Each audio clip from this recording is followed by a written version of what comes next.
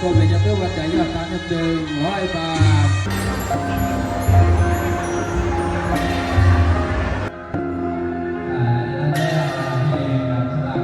ในบางหอมกินหอมตาลหารับตาคณะสหบำบัดตรงเขาดีนะ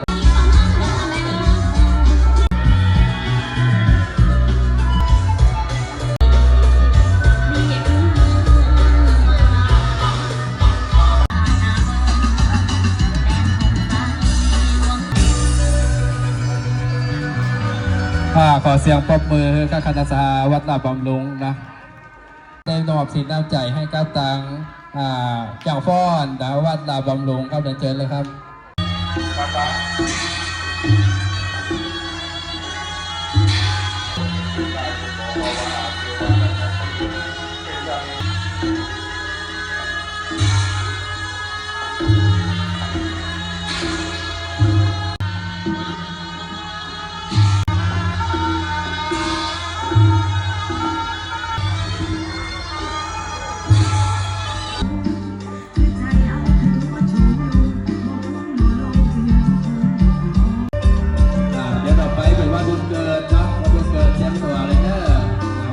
เป็นศิลปะล้านนาของทางภาคเหนือเขาซึ่งจะทำการฟ้อน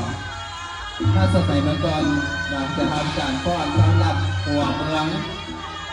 หัวที่การนำตัวตาลแห่ตัวตาลหรือนำได้ลืมเนาะจะเป็นการฟ้อนโดยการใส่เล็บเข้าแก้วการฟ้อนเล็บก็คือการฟ้อนตอนทับหัวเมืองหัวเมืองต่างๆ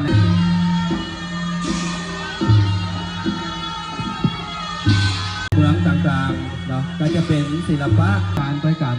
เป็นประจำทุกปีเนาะเขาจะอยากให้มันสืบสาน